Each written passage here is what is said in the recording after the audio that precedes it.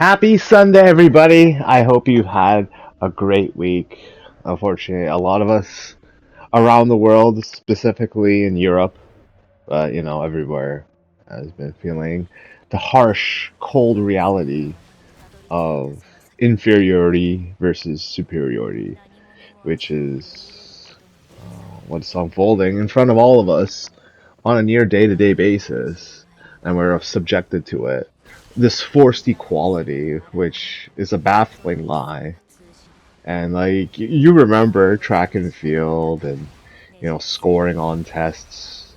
Not everybody's equal, and if it was that way, where all you had to do was just get the right answer and everyone got the same grade, like how mundane life would be, how ordinary life would be. But we're beginning to see time and time again the consequence of not only this complacency to a normalcy and a lack of innovation, but also like the consequence that comes from places that embellish that kind of behavior.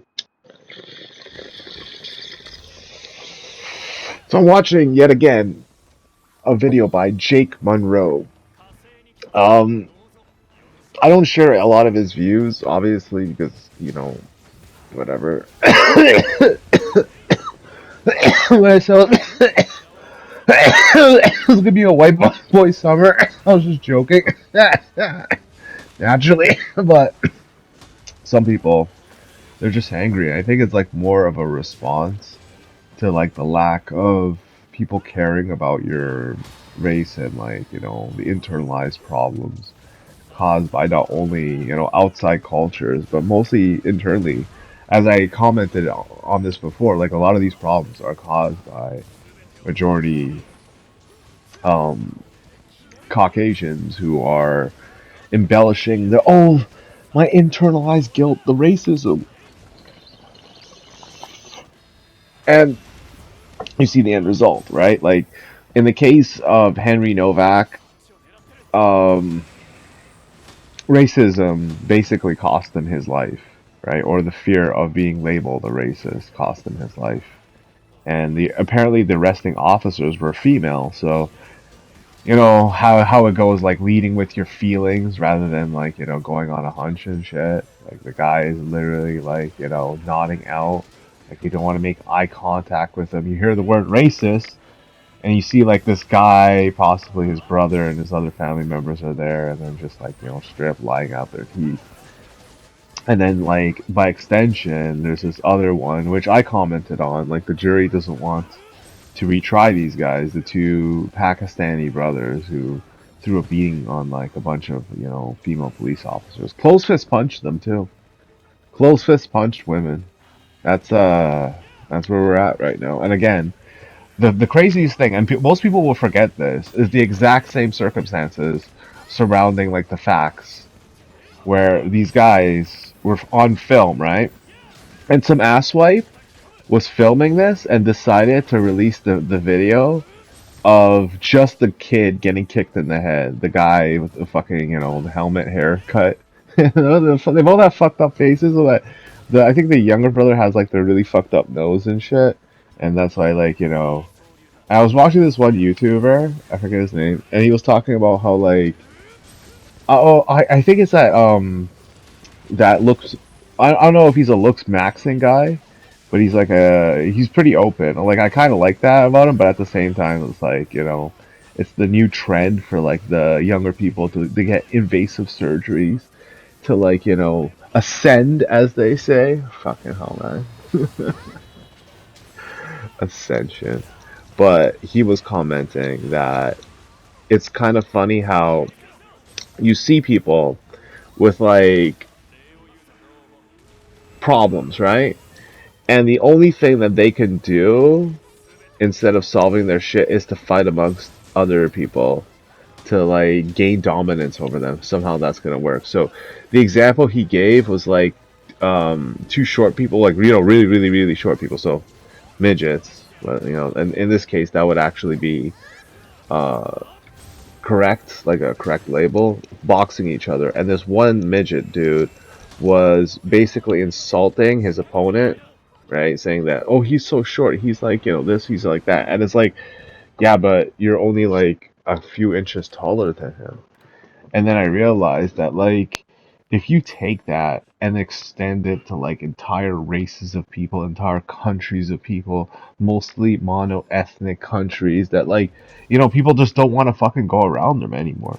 And you always have the naive hitchhiker. You always have, the naive person. Like, I hate how Jake is constantly calling out girls for this and that when guys are also guilty of this shit too, like also dickweed guys, right? Like, you could argue that, like, the girls weren't aggressive, or they're just like being paid the wage of a man for doing like basically no job at all, right? You could make that argument, or, and this is like what I'm like beginning to think, right?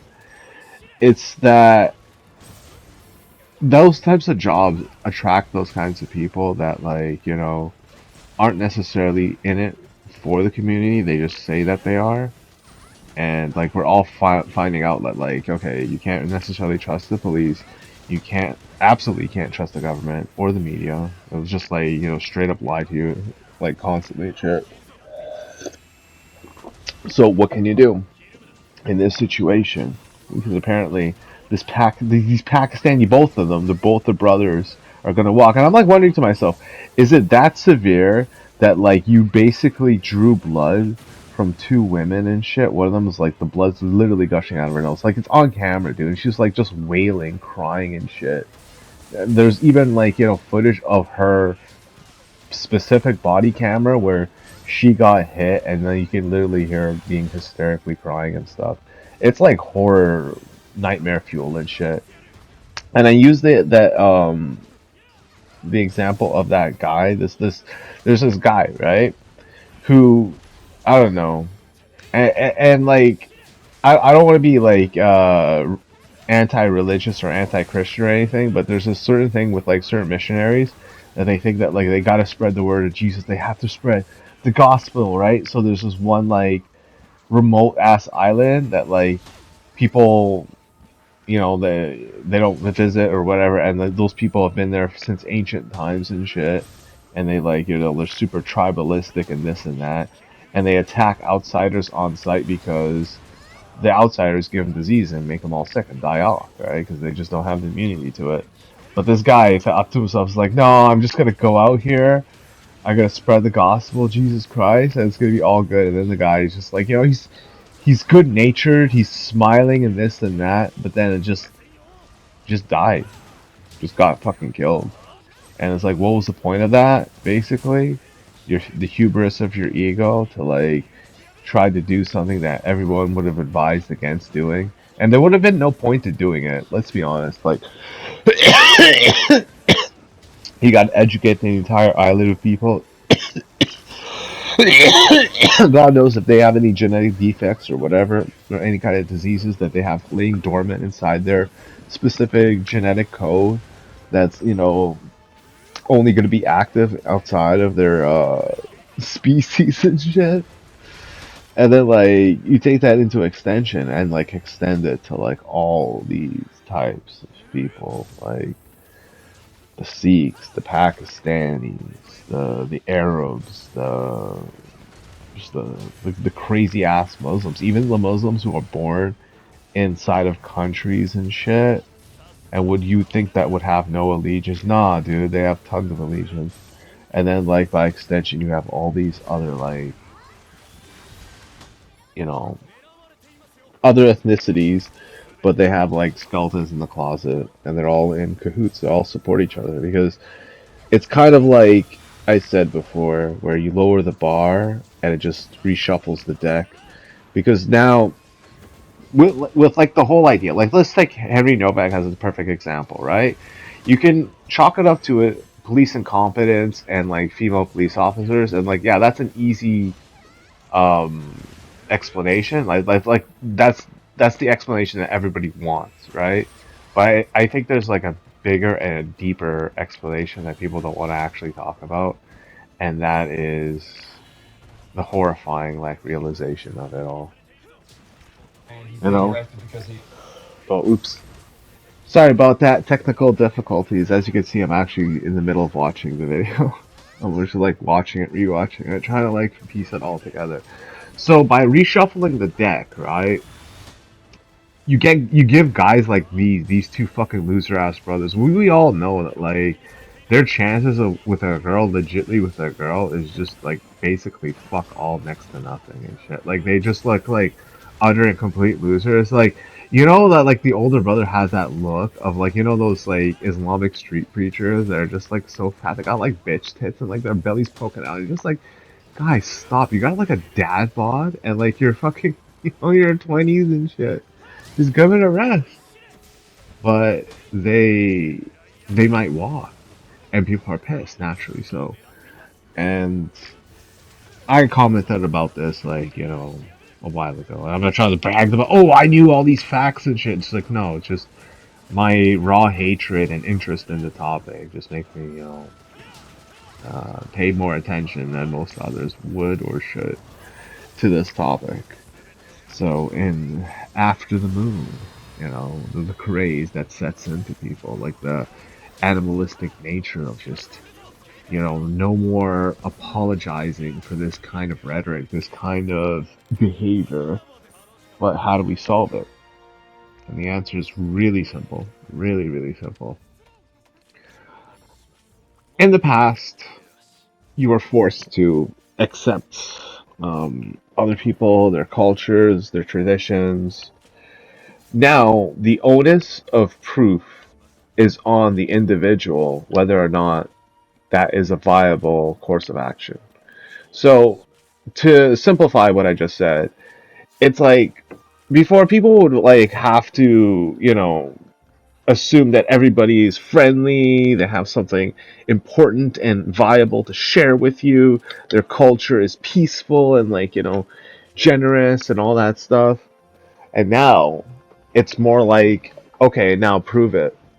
Prove that your culture is all these things that you say that they are.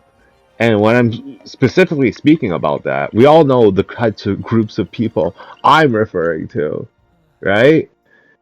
And like, you know, not to get into a racist ass tirade and shit, but you have two separate groups of people, right? The Sikhs and the Muslims going to such lengths to cover this shit up, and they're so, how do I put this? They're so carefree about it.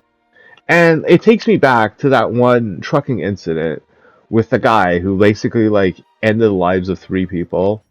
And even after the accident happened, it's just like it doesn't register in his fucking soulless ass body.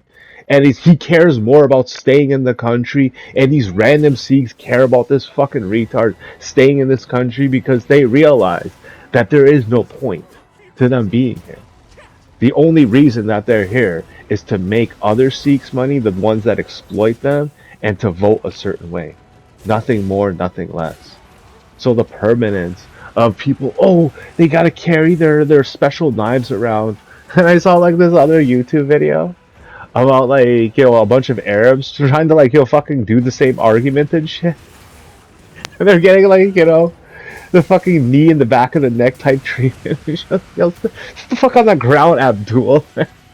Dressed in your Arab fucking garbs and shit, trying to be like, yo, but the knives are part of my culture and shit. No, see, you say that just to like get away with doing it. Just the way you say that, like, you know, this guy who was knifing you was racist, or you know, you weren't doing anything wrong at the airport. You're just innocent. These cops attacking, they kicked you in the head for absolutely no reason. And you know what? What the worst part about it was? One of these fuckers, these Muslim fuckers, was saying like, "Yo, let's go out on the street and like, yo, protest and shit, as in riot and intimidate people, and like cause like a fucking, you know, traffic jam and all that fucking retard ass shit." Yo, your culture's perma fucked, perma fucked. You and the Sikhs are permanently fucked. Okay, after this moon, after moon, it's just lights out for you permanently. There is no fucking coming back from this. We're gonna be studying this shit for generations, generations. Long after your religion is gone, your fucking temples and like, you know, places of worship are fucking bulldozed into the ground, because we all know what they are. They're just a fucking front. Just a front for your fucking, you know, criminal ass ways and your fucking child raping pedo ass ways and shit. You know? I think like Jaskar and Jaj opened our eyes to like the whole idea of like, you know, the Sikh pedophile question, whether or not they're part of it and stuff. And now that like I know it, and I think people are still on the fence about it. They're still like trying to like run that story. Oh, the brave lions! They're so brave that like, you know, get charged with fucking murder. At least that much. Because I thought that he was gonna walk too, but like the way that the guy died, Henry died, and he's like a young ass kid and shit. And you see him on video too. Man did nothing, man. Just like not drunk. He's not inebriated in the slightest. He's not aggressive. He's like hanging with his homies and shit. He's wearing his school uniform. And yo, the guy that knifed him, let's be honest, he wants that pussy, man. He wants that pussy that he can't have. He looks the way he fucking does. He's always gonna look the way that he does. Even when he's older and shit. He's just gonna look older and the way that he does. Right? And he looks at Henry, right?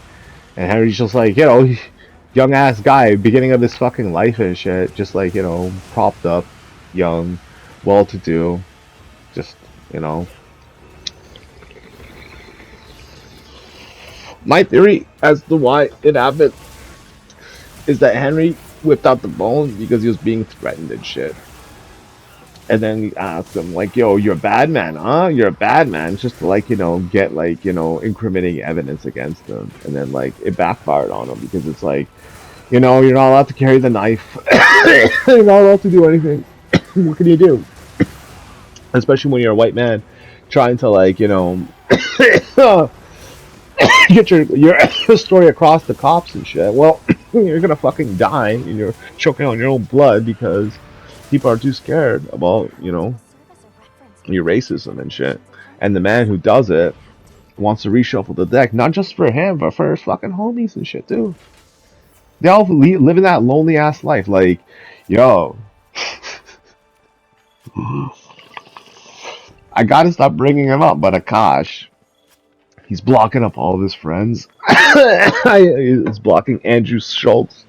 I forget. Oh, what is he blocking him on? Like Twitter or Instagram? I don't fucking care. Apparently, like he's just like ghosting his homies and shit because he just realized that like, yo. And I think, you know, real talk, he just can't handle it. Like, you know, his girl wants, you know, the white man. Oh shit. Oh man, after the moon, man.